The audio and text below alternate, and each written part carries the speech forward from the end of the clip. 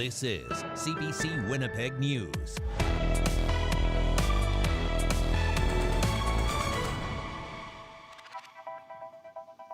Good evening. Thanks for joining us. For nearly 4 years, he's been leading the city as mayor. But not everyone wants to see Scott Gillingham stay in that position. A new poll says roughly half of Winnipeg voters don't want to see him back for another term. But an overwhelming majority also say they don't think anyone else could do a better job moving the needle on major issues like homelessness and addictions. CBC's Bartlett Kivas reports. We've been doing a lot of good, making a lot of progress. Scott Gillingham is seeking his second term as Winnipeg mayor. He's bolstered by the power of incumbency and a low-profile field of challengers. Right now, there are 7 other candidates running against Scott Gillingham for mayor. None of them have ever held public office. But a new poll suggests voters in this city would rather have someone else as mayor. In late May and early June, Probe Research conducted a poll of 600 adults on behalf of the Winnipeg Free Press. The survey suggests 46% of them didn't want Gillingham to serve a second term, but only 8% of them said they thought any other mayor could do a much better job on major issues. People are frustrated. I'm frustrated too. Gillingham says he knows Winnipeggers are upset with the misery on the streets. There's too much addiction on our street. There's too many people who are struggling with homelessness. There are too many people who are, using drugs, and when people see that, there can be a sense, for sure, of concern, of frustration, not wanting that to be our city. I don't want that to be our city either. Councillor Sherry Rollins is no Gillingham ally. She quit his EPC last year. She says the situation on the streets is dire, but can't be blamed on Gillingham alone. I'm absolutely not putting it just on the foot of the mayor. This is bigger than that, and Winnipeggers shouldn't either. Rollins says the city, province, and Ottawa need to do more on homelessness and addictions. This pollster says this is overwhelmingly the biggest issue facing Winnipeggers. Every survey we do, we see just intense, deep worry about 3 things: crime, addictions, and homelessness in the streets. Voters go to the polls on October 28th. Bartlett Kivas, CBC News, Winnipeg. The city is pushing back against the premier, saying the province could help people with flood damage in the city if they wanted to. No state of emergency was declared within Winnipeg. But does it matter when it comes to coverage? Well, the city says no. It all comes down to the Disaster Financial Assistance Program and how it's being interpreted. CBC's Cameron McLean has been looking into it. And Cameron, what does the premier have to say about who is eligible? Well, under the province's Disaster Financial Assistance Program, people are not covered when adequate insurance is available. But yesterday, Premier Wildcanoe said climate change has led to flooding in places where people weren't expecting it. That's why we're looking at ensuring that this DFA program is going to be there for people so that no one in rural Manitoba gets left behind, and that we're not going to let the rules as posted on the website stand in the way of doing the right thing. However, when asked whether people in Winnipeg would be included in that assistance, Canoe said he didn't think they are eligible. They didn't declare a state of emergency, so my understanding right now is that the state of emergency has to be declared in the municipality. All right, Cameron, so what does the city have to say about all of this? It put out a statement late this afternoon that contradicted the premier. We also spoke to North Kildonan councillor and Finance Committee Chair Jeff Brawadi. He represents an area of the city that was hit hard by the storms. The premier does seem to be bending some rules here and there, but the rule is pretty consistent and pretty black and white. When it comes to municipalities and requiring a state of local emergency, it's not required for disaster financial assistance, even if it's the city applying or private individuals. That's never been a requirement. And I'm holding a list of frequently asked questions from the Department of Municipal and Northern Relations. One of them says, is a state of local emergency necessary to get disaster financial assistance funding? And the answer below says, no, you do not need to have a state of local emergency for your municipality or its residents to be eligible for a DFA program. Less than an hour ago, we got a statement acknowledging the mistake. The province is now encouraging all Manitobans to file a DFA application after checking with their insurance company first. Brittany? All right, thank you. That's CBC's Cameron McLean. Several sections of provincial roads and highways in Manitoba are still closed more than a week after floodwaters washed them out. While some are expected to reopen in the coming days, others were so damaged it could take months to fix. The CBC's Santiago Arias Orozco reports. Parts of this road are still flooded.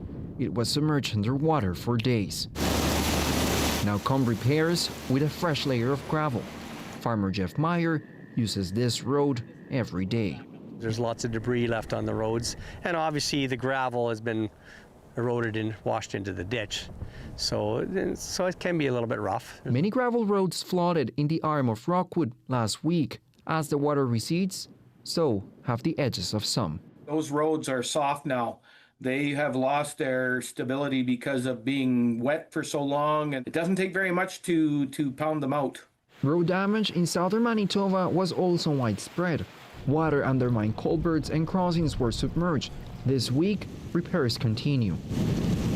Roads in western Manitoba were also washed out. That damage recorded by Janik Duek last Monday. We just couldn't get anywhere, couldn't get to the highway, couldn't get to Minitonas, couldn't get to Swan River. We could drive around maybe within 3 miles. The RM of Swan Valley West suffered substantive road damage in 47 places.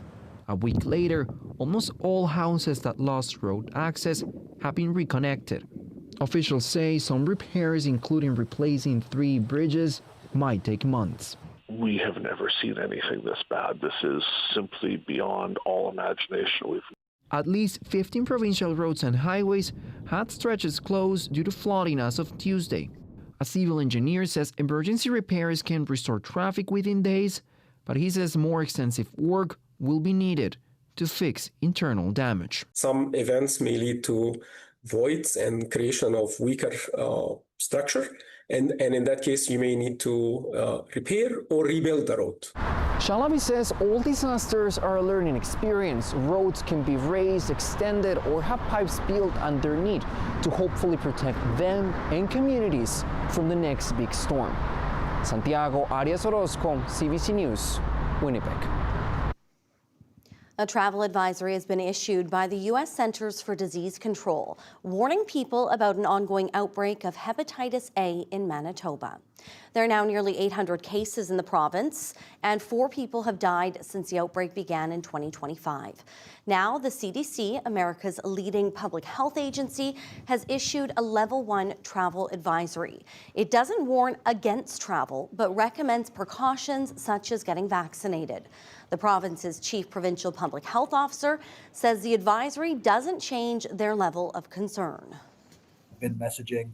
We've been vastly expanding our Hep A vaccine eligibility and our response in community and in the city. So this again is something that they are echoing the messages that we have been making. So for this, it doesn't raise our alarm because our alarm has already been high. The outbreak initially affected several northern communities, but an increasing number of cases have been identified in Winnipeg, particularly among the homeless population. One person died overnight in a crash on Highway 59 in the RM of Taché. It happened just after midnight. RCMP say a car with 2 people inside was heading north on the highway when it crossed into the path of a semi. Both ended up in the ditch. The 20-year-old Ontario man driving the car died at the scene. A 13-year-old boy from Steinbach is in hospital fighting for his life. The semi driver was not injured. A 13-year-old has been arrested after police allege he threatened to attend a graduation day ceremony and shoot multiple students. Officers in Sandy Bay First Nation say they were notified about the threat at 6 a.m. Monday morning. The threat was made against Isaac Beaulieu Memorial School, where police say the boy is a student. He's been charged with uttering threats to cause bodily harm or death. All right, Riley, and now, Riley, people that aren't a fan of that hot weather that we saw early on, getting a nice little reprieve this week. Yeah, and we're going to see this trend lasting, Brittany, as we get through not just the next couple of days, but really taking us through the weekend here with temperatures remaining below seasonal for this time of the year. I'll get into the why a little bit later in the show, but looking at temperatures this afternoon, 19 in Winnipeg, 18 in Brandon. This time of the year, we should be around 23, 24 degrees for afternoon temperatures as we head in now to the middle of spring, or the middle of June, almost to the start of summer. 15 in Dauphin, 11 in Thompson, and single digits along the Hudson Bay coast, 3 degrees in Churchill. This is all because partially we have an area of low pressure that's parked over the Hudson Bay coast. It's kind of lost its way because the jet stream, the storm track, cuts south of the border, so it's just kind of stuck there with nothing really to push it along. And what that has done has introduced some scattered showers, even some isolated thunderstorms into parts of Westman through the afternoon hours today. So expect that to continue. As we get into the evening tonight, single digits down to 9 degrees overnight, a bit breezy at times. A brighter start to the day, Brittany, and then we'll see the cloud building back in as we get through the day. And we're hoping for 20 degrees tomorrow afternoon. All right. Thanks, Riley. You're welcome. After nearly 250 days in ICE detention, a Winnipeg man is finally walking free. We'll have more on his story next.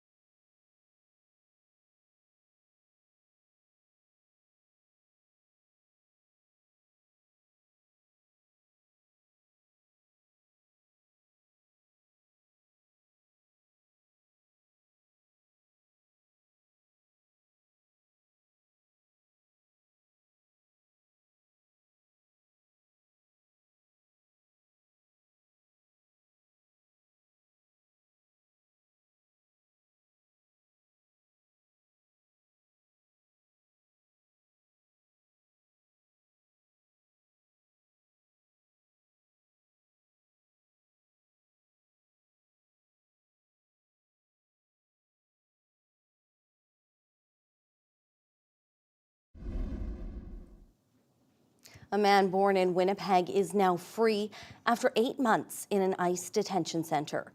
While a U.S. judge rules his rights were violated, The saga about whether or not he can legally stay in the United States remains. CBC I-Team reporter Michelle Allen has more. Clayton Herman says he used to have dreams of being outside the walls of the detention center, just to wake up back in his cot behind barbed wire. Now he's out for real. And it's not a dream. No, it ain't. I will not wake up in that horrible place. I'm back. Right there was where I got released. ICE let Herman out on Monday after a U.S. federal trial court judge ordered his immediate release. He spent nearly 250 days in an ICE detention center in Adelanto, California. Born in Winnipeg, he says he entered the U.S. legally 20 years ago. He was detained after overstaying his visa. On the drive back to his home in Ojai, his first stop is to eat. 8 months since that real food. He says they often went without proper food or medical care in Adelanto. Onion, we were never allowed onion in there, except at the rarest occasions. The judge ruled that detaining Herman without giving him a chance to contest the reasons for his detention violated his right to due process. ICE forced him to wear a location monitoring device called a VeriWatch in May of last year. It detained him in October after a routine check-in, accusing him of violating his VeriWatch conditions. But Herman says the device glitched because the Ojai area has poor cell reception. The judge says ICE didn't have enough evidence to prove he violated his conditions. This is someone who should never be in detention, regardless of whether, ultimately his immigration case is successful or not. He doesn't need to be housed, like a common criminal in horrible conditions while that process is going on. Adelanto is a for-profit detention center run by private prison company Geo Group. They also own the company that sells and operates the VeriWatch devices. That's just a horrible way to run, an imprisonment system, because there's incentives, obviously, to have more people detained. That's a battery charge. The judge ruled ICE can't put another VeriWatch on Herman. He volunteered to get an ankle monitor instead. Back home in Ojai, Herman is now free to choose his own food and see friends. Bro! And go home to his 2 cats, Butters and Paquito. They're his last connections to his late partner, who died in 2021. He says he learned a lot about how to win legal fights from inside the detention center. Witnessing and enduring injustice just burns fire in you. Herman says he hopes his win can set a precedent and that he wants to stay in the U.S. to help other detainees. His immigration case is still making its way through the courts. It's not clear if or when the U.S. will force him to leave. Michelle Allen, CBC News, Winnipeg. An elementary school on Sioux Valley, Dakota Nation is closed. Part of the roof was ripped off during a fierce thunderstorm. While school officials struggle with the potential of a long-term closure, they do see a silver lining. Michelle McDougall reports from Sioux Valley. These elementary school grounds in Sioux Valley are unusually quiet, with no one playing outside or calling to friends. And this is why. Earlier this month, part of the metal roof was ripped off during a fierce windstorm and thrown on top of the playground. It was shocking. You see it on the news all the time, but really when it happens, it is truly shocking. The school is now closed for the 340 kindergarten to grade 8 students and about 92 staff members. Twisted metal, pieces of wood, and insulation are making it unsafe. At least 2 classrooms were damaged, along with the gym and school's kitchen. Sioux Valley Elementary School is 40 years old. Principal Rosita Wasichana Smoke has been there for 26 of those years. I'm feeling it in my heart because this is home. Most of all, she's worried about the students. Many, she says, have special needs. This is where they come to get away. This is their place. And not being able to have that, not be able to have staff come in and, continue on with their daily activities. It is hard. For safety reasons, only a few staff members are being allowed into the school at a time to pick up their books, laptops, and records to hand out report cards next week. The roof was just sagging the day they were here. Hansen says while the damage and closure are devastating, it's allowed her and school administration to put their long-held hope of building a new school back on the drawing board. We have no control over what has happened here, but it has set us, kind of pushed us right forefront into our vision for a new school. And while the principal waits for the final safety and insurance reports, plans are in place for the last week of school, including a solstice feast, awards day, and one last history lesson of the year with the Battle of Little Bighorn Days. Michelle McDougall, CBC News, Sioux Valley.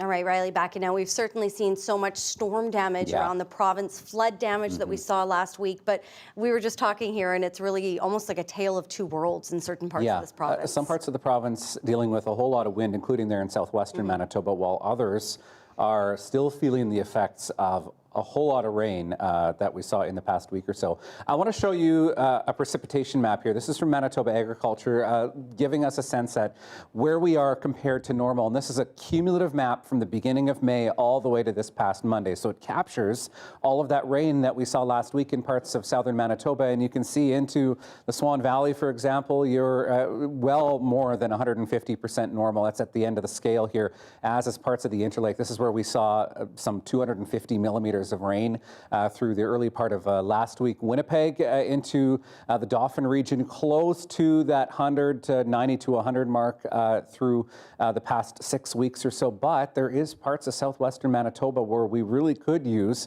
a little bit more moisture, just not all at once would be ideal. I mean, we are seeing some of that today, but I don't have a whole lot more for southwestern Manitoba in the forecast. And of course, this is where we didn't necessarily see all of that rain last week, but where we did see some very strong winds and even some concerns with blowing dust in some parts of southwestern Manitoba through the middle part of last week. So you can see the storm track dips well south. This is keeping temperatures on the cool side for this time of the year, but there's this lowly area of low pressure over Hudson Bay that's just kind of stuck in place. There's nothing really in behind this to push it out of the way. All of the weather is following that storm track south of the border down through parts of North and South Dakota and through Minnesota.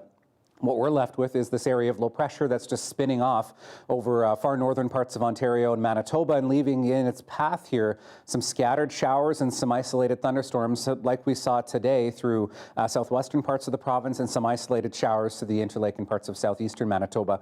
This pattern does start to change a little bit. I mean, a bit wetter as we get through at least the early part of Friday across southern Manitoba, but we do get into some dry air kind of like last weekend as we get into the weekend once again. So just like last weekend, likely starting things off a bit cooler as we get through Saturday before we get some sunshine and some drying once again as we get into the back half of the weekend, perhaps lasting into early next week. So what we're looking at in terms of rainfall, I mean, a lot of this will be isolated in nature, but where we do see some of that isolated shower or thunderstorm activity, the potential of 5 to 10 millimeters of rain, some pockets where we could see a bit more than that, but in many cases across the province, this is moisture that we just simply do not need anymore after what we went through in the past week or so. Temperature-wise, again, cool as we get through the afternoon, around 20 degrees or so through much of southern Manitoba, and looking at things in northeastern Manitoba where the center of that low is closer to the freezing mark, even with the potential for some mixed precipitation. And then Brittany looking at a few showers, at least at the early part of Friday, and there's that drying out through the weekend again. All right, thanks, Riley. You're welcome. Well, there is much more to come straight ahead. Perfect weather to get outside for a run. Stay with us.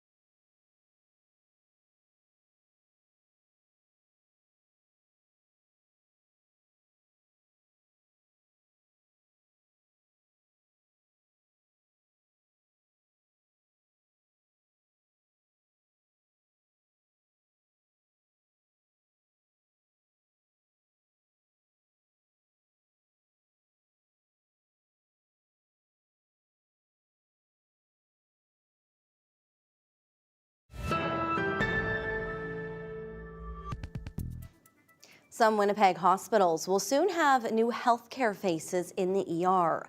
Social workers are joining the front lines, all in a move to help better navigate patient needs. We're joined by the CBC's Ian Fraze in our newsroom. So, Ian, what exactly does this look like? As you mentioned, Brittany, social workers are the new faces involved. They'll be stationed around the clock at a few emergency departments and urgent care centres. We're talking St. Boniface, Seven Oaks, Victoria, and Concordia hospitals. Social workers have already been working at the ER at the Health Sciences Centre full-time. Now, the reality is, Brittany, some patients going to ERs are struggling with non-medical issues. Maybe they can't find housing. Maybe they can't get a health card. Social workers are trained to address those issues, freeing up the time of other healthcare workers. Linda Ross says our hospitals serve a social need. We've still got a population of folks that sort of live by more of a crisis model, right? And so who's open 24 hours? Who's there to meet your immediate need? It's a social worker or the emergency department, right? So, but our role is always to loop around and redirect them back to the community supports and really help build that relationship. Okay, and so we'll have these experts in mental health, housing, and social services working right in the ERs, but how will it work? Brittany, patients will be identified in a mix of ways. Sometimes the triage desk will flag that a patient is dealing with some social issues. Other times, the social worker will recognize someone who they've helped before. I don't think people realize, but sometimes people actually triage in the ED with social concerns. So it is something that comes through our front door. So if we can attend to those more quickly, that does improve wait times, that helps with flow. The province is bringing on 8 social workers for this project at a cost of $1.2 million a year. Health Minister Ozomo Asaguera says the program could be expanded to other hospitals. Brittany. All right, thank you. That's CBC's Ian Fraze. A man has now pleaded guilty and admitted he assaulted a child inside an elementary school bathroom. Scott William George pleaded guilty to assault, forcible confinement, and multiple counts of breaching conditions. In November, he grabbed a 9-year-old girl at Darwin School in St. Vital. Court heard he grabbed her around the waist and covered her mouth to stop her from screaming. He was arrested in a nearby parking lot. George is a registered sex offender. Both lawyers are recommending an 8-year sentence. The Liberal government's Bail and Sentencing Reform Act is now law. The sweeping changes are meant to keep repeat and violent offenders behind bars for longer. Ashley Burke has the details.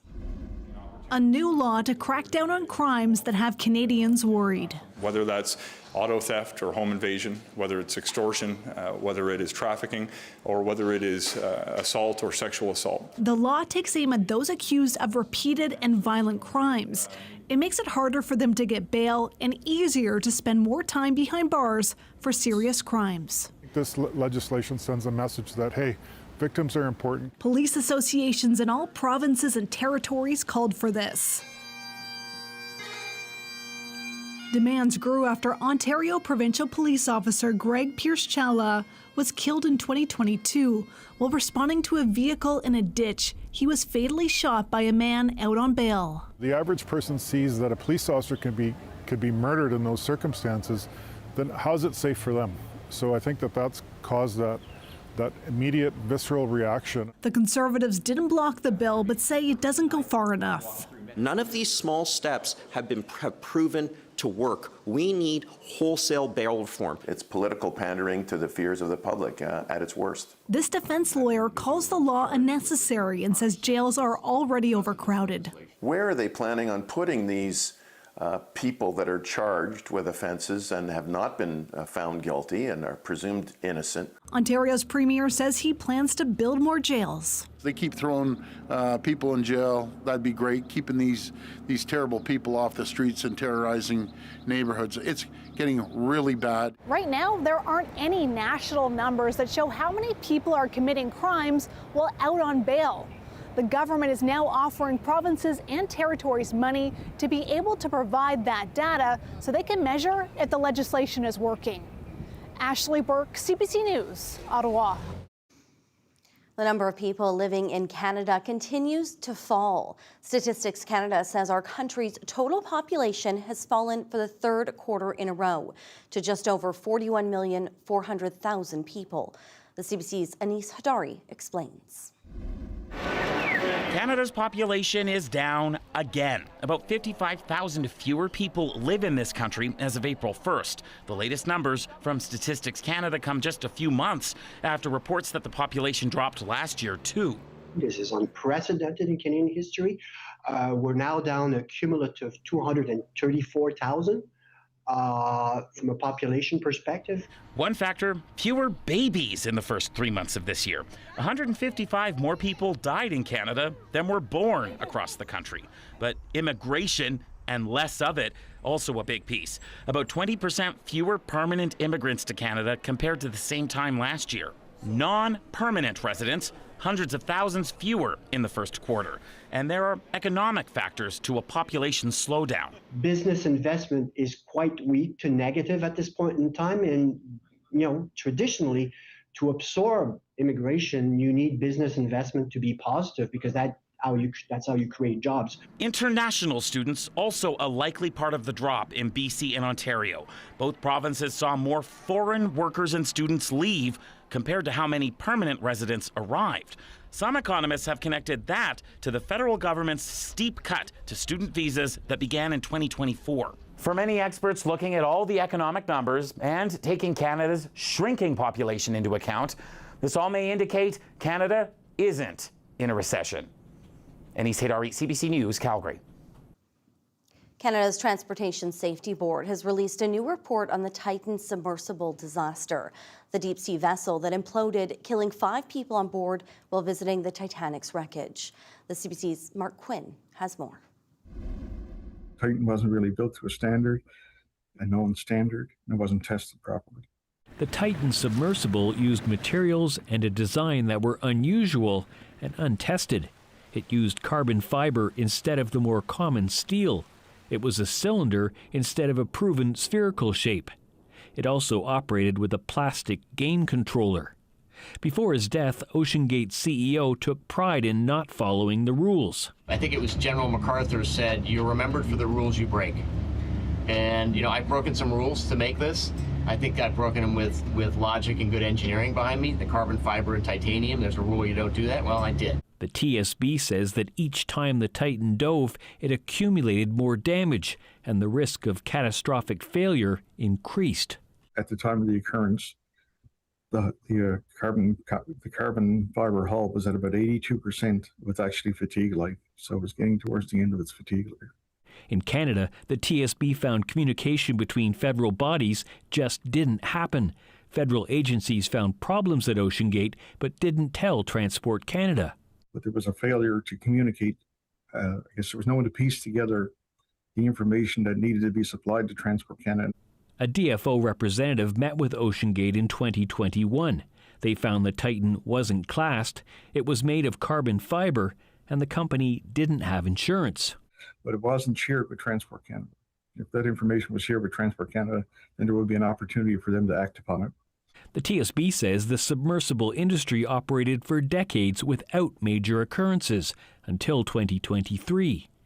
Melvin says the Titan disaster obliges federal officials to make changes to prevent another fatal catastrophe. Mark Quinn, CBC News, St. John's. New details are coming to light about the interim peace agreement between the U.S. and Iran. U.S. President Donald Trump spoke at length about the deal, declaring it a win for him, despite huge financial gains for Iran in the hundreds of billions. Sasha Petrusik reports. With the G7 summit wrapping up, relief from leaders that the Iran conflict seems to be ending, its huge economic impact possibly waning. We're very pleased with the deal that's been struck. It's a brief memorandum of understanding, vague on many issues and yet to be signed. But for U.S. President Donald Trump, we reached an agreement with Iran that achieves everything we set out to accomplish, everything and much more. The deal does declare fighting in Iran and Lebanon over and the strategic Strait of Hormuz reopened, toll-free for ships for at least 60 days as a start, enough to bring global oil prices down in response. But while it says Iran promises never to produce nuclear weapons, a key Trump demand, those details are left to ongoing negotiations. If it doesn't get done in 60 days, that's all right. We go back to bombing. You know, I don't want to do that because it's so good. But we might have to. In exchange for its commitments, Iran will get permission to sell as much oil as it wants and keep the profits, a huge new windfall. There will also be talks on lifting economic sanctions and help for reconstruction. Other Trump demands at the start of the war, doing away with Iran's theocratic dictatorship and all its ballistic missiles, well, those are barely mentioned. Getting rid of the missiles was a key demand from Israel, but now dismissed by Trump. It doesn't work that way. And missiles aren't the problem. Missiles are, they hurt a little location, but they don't blow up the planet. He also rebuked Israel for going too far in its attacks on Lebanon, reacting to rockets and drones fired by Iran's proxy there, Hezbollah. Israel has not responded. As for Iran, a spokesman says the deal is on track for a signing later this week. Sasha Petrusik, CBC News, Washington. And late Wednesday afternoon, the White House said President Trump and his Iranian counterpart have now officially signed that memorandum of understanding. FIFA World Cup fans flocked to follow their teams as they hit the field Wednesday. What being a fan means to them. That's after the break.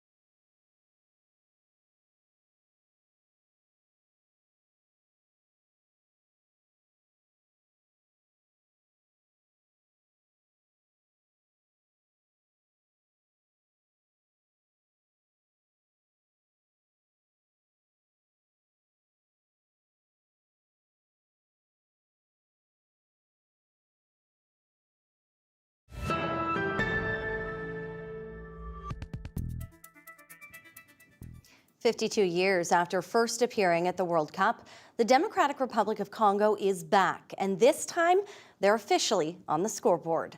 The team tied Portugal, a strong contender with a long-established fan base in this city and beyond.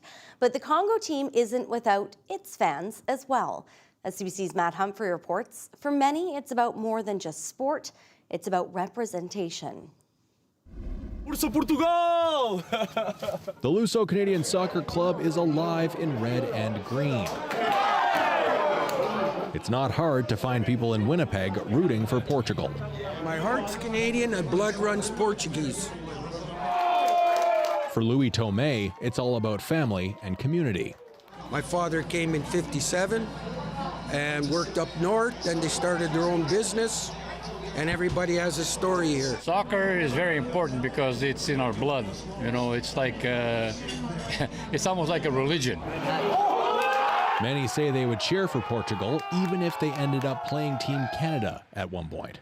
Like, I'm a Montreal Canadian fan. That's what I cheer for in hockey. But if I had a Portuguese team, it would probably be Portugal as well. I was born here, but my parents are national Portuguese.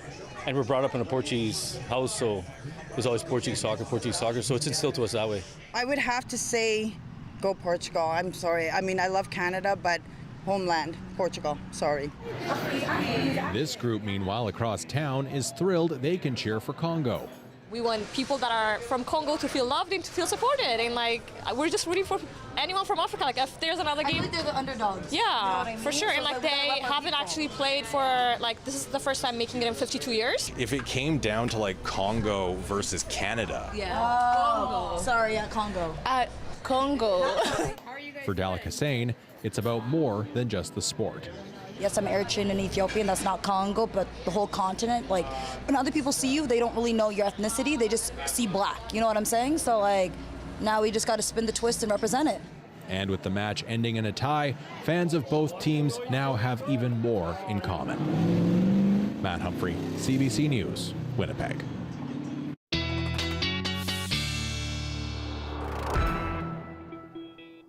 All right, well, we've been dealing with storms and tornadoes here in our province. There are storms and hurricanes in other parts of North America as well. The first named storm of the Atlantic hurricane season, Brittany, today. Let's take a look at that right now. This is impacting parts of Texas and will impact states further east along all the way to the Florida Panhandle. So Tropical Storm Arthur officially making landfall off the Gulf Coast in Texas earlier this afternoon. Sustained winds at about 65 kilometers an hour. Tropical storm warnings in place all the way east into Louisiana, but places all the way into Mississippi, Alabama, and the Florida Panhandle could be looking at rainfall totals of up to 250 millimeters in some cases. This is a very short-lived tropical storm, but the implication being Houston is one of the host cities for the World Cup, so we'll be watching to see any impact that has. But you can see by the time we even get into the overnight hours, this downgrades itself and pretty much fully dissipates by the time we get into the day on Thursday. Although as we get into the day on Thursday, parts of the southern states, particularly along the Gulf Coast, have an increased chance of severe weather and even tornadic activity as we wrap up the week here. So a little bit of active weather south of the border with the hurricane season now underway. Let's bring us back home here and take a look at your dog walking forecast. And Elska has made a bit of a new friend with this little Canada goose that just wandered on by. Thank you, Kevin, for sending this picture, and please keep sending yours. As always, talk back at cbc.ca, looking at things pretty similar tomorrow to what we saw today, in that we're looking at a mix of sun and clouds, a few isolated showers, particularly in the west as we get through the day, but looking at temperatures around 20 degrees in the city tomorrow, maybe a bit breezy with that northwest wind at times. I don't think it'll be as windy as it was today in parts of southern Manitoba, but prepare for a bit of a breeze, and that could put a little bit of a bite into things. Single digits overnight across southern Manitoba, 9 in Portage, 8s through Verdon, Brandon, Dauphin into Swan River. Chance of isolated showers or a few rumbles of thunder as we get through the day or the overnight hours tonight.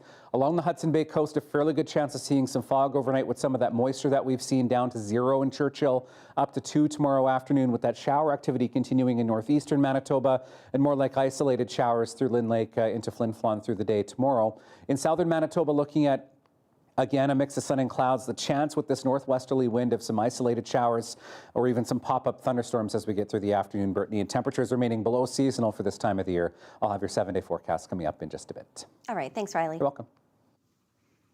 An annual event meant to celebrate the city's North End was forced to cancel over safety concerns.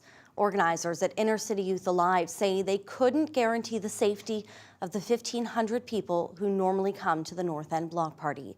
They spoke with CBC's Information Radio earlier. We didn't take the decision lightly. We really had to kind of sit down and discern over it. And I think one of the things that really drove it was on Monday night, there was a murder in the parking lot across from our building.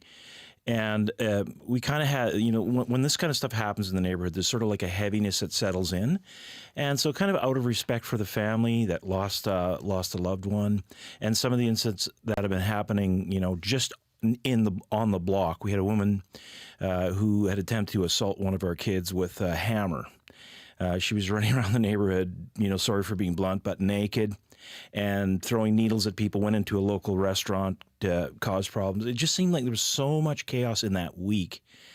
And at base, we have to keep our kids safe. And so we made that very difficult decision. Because normally this draws how many people on the block when you put it together? What were you expecting? The block shuts down, and it's usually from 1,000 to 1,500 people that show up. So, and it's always cited as one of the highlights of the year. Yeah. Like we do a little community survey and ask people, and they always say this is like one of the best days of the year in the North End. Let's talk about how things are ebbing and flowing just overall with violence. You and I have talked about this before in our community. There are realities out there. There's people struggling with addiction. There's social problems escalating.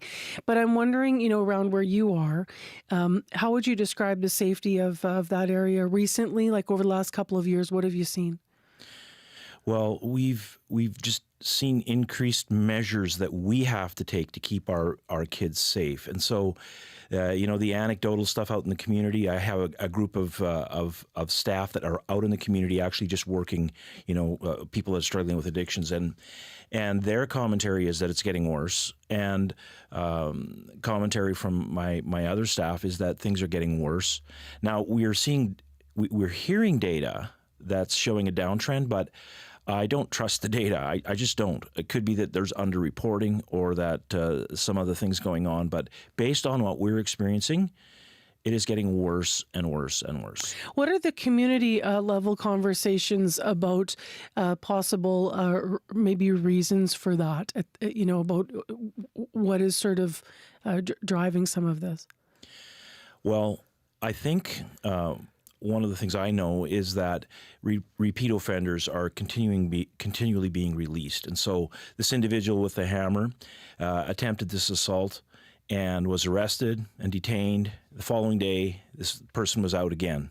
My staff had to get the hammer off of her. So then if you have a situation where, community notices that, like people notice, oh, you commit a crime, nothing happens. And so you start to lose a sense of, what does it matter if we report things? Because, this individual's out there again causing harm in the community. And so it's mental health, it's addiction, and I mean, it's a lot of the things that we know already. Mm-hmm. And but I really think we have to, what's our threshold as a community? Like, at what point do we just say, desperate times, desperate measures? And I think right now we're just going with garden variety enforcement. We're just doing what we've always done, but the circumstances have changed, so we haven't sort of matched the space we're in. Last year, as an organization, we were a part of 44 funerals. That's a lot. And it's taking a toll on my team. And because we're about relationships. And these funerals might be people that would have been out there at street level helping, perhaps, as well? Or these funerals would have been people that were being helped, that were known in neighborhood and such? By and large, overdose. And so 44. Yeah. And, we hear Main Street Project talking about like one a day kind of thing. Like it's a lot. What do you hope happens from here?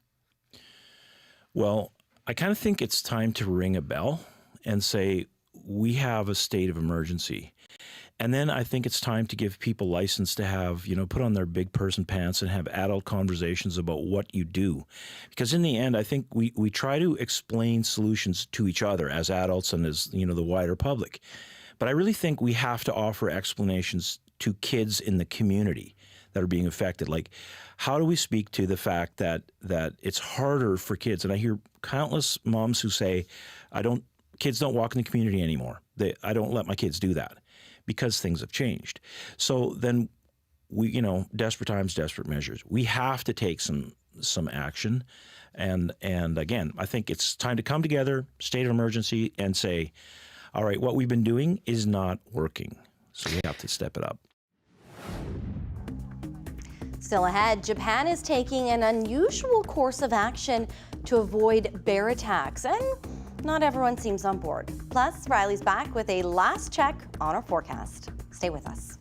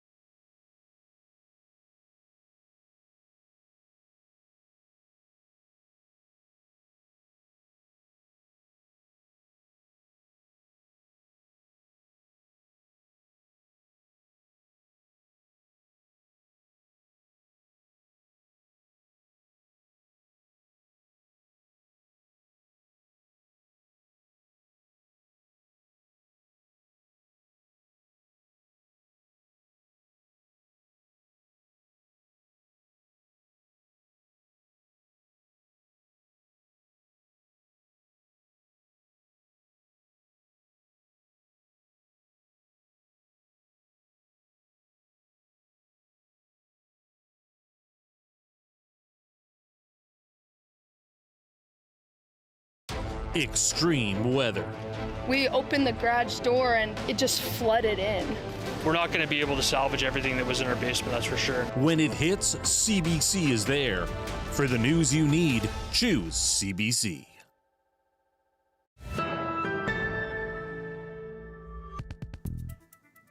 Hikers and cyclists can soon enjoy a new trail in the Whiteshell Provincial Park. The new 16-kilometer trail runs between the Falcon Trails Resort and Toniata, completing a 38-kilometer loop around Falcon Lake. It follows along the east side of the lake and has a more than 250-meter elevation gain. The new trail was effectively finished in 2025, but wildfire-related backcountry closures prevented access. It's now set to open this weekend. The association says it hopes the provincial government will devote more funding to trail construction and maintenance.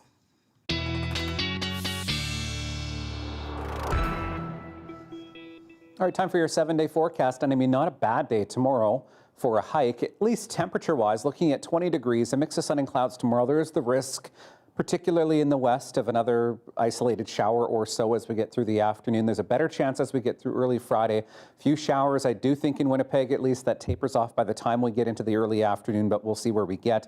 And then a bit of a drier weekend, 21, 22 for Saturday, Sunday. I'm watching another chance of showers as we get into early next week. And then things start to warm up a bit by the time we get to the middle of next week. All right, I have one weather picture for you tonight. This one comes from here in Winnipeg, in South St. Vital, a picture of, if you look closely, a monarch butterfly in the grass there. Send your pictures to talkback@cbc.ca. An area in central Japan has a wild bear problem, and they are holding emergency drills to deal with it. But not everyone is taking it seriously.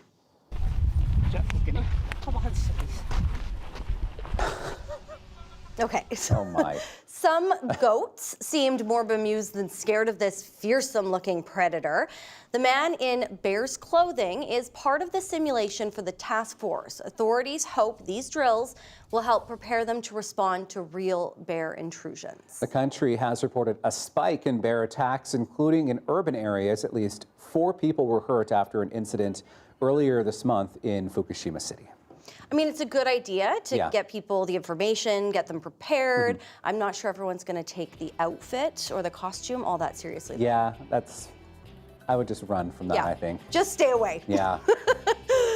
Well, we hope you have a great night. Stay cool. We'll see you back here tomorrow night. Yep.